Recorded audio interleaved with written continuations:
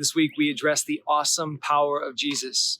Just yesterday, we heard him testing his apostles saying, why don't you feed these 18,000 people? And of course, they recognized their insufficiency. They recognized that they didn't have any power to do what he was asking them to do. The crowds recognized they didn't have any power. They couldn't even feed themselves. And Jesus, of course, is showing them to have radical reliance on him. Immediately following that passage, we hear that Jesus sends the apostles out into the boat. He dismisses the crowds finally, now that they're fed and satisfied. He sends his apostles out into the boat, and he himself does not go with them. He goes away to pray. But he goes, knows where he goes. He goes to a high-perched place on the side of the sea where he can see them, where he can watch them. He can watch over them. That's what they don't know. But they go out into the sea at night. Imagine this fearful scene. Being out on the sea at night, pitch dark, the unknown, and the waves start to rise and crash into their boat. They've been there before. Remember, there's another scene in the scriptures where the waves are crashing in and they're fearful. It says that they would die. And Jesus is asleep under the hull.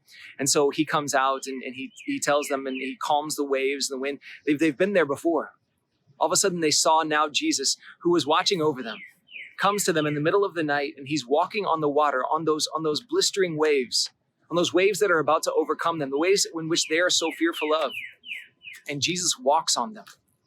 And immediately it says they were fearful again, fear that they were seeing a ghost, fearful of what might happen to them.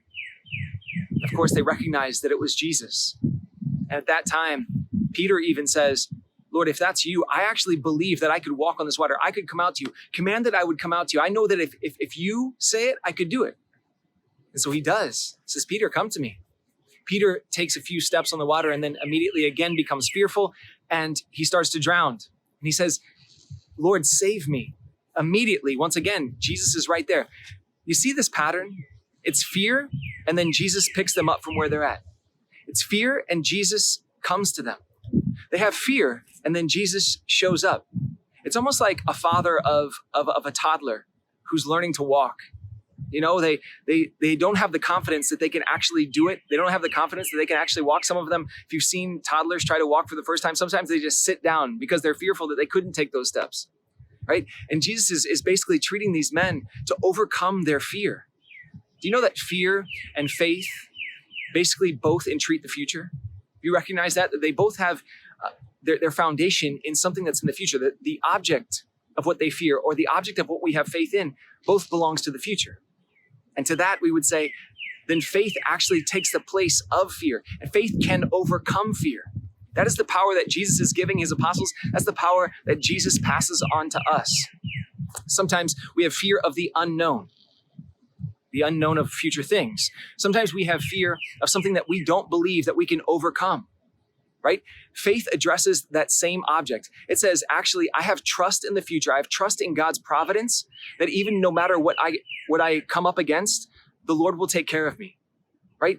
In that instance, we can say that Jesus is the one that overcomes the fear of our life, that crippling fear, that fear that keeps us from becoming ourselves, the fear that keeps us from becoming fully alive, from becoming who we were made to be. In the place of fear, we need to put faith.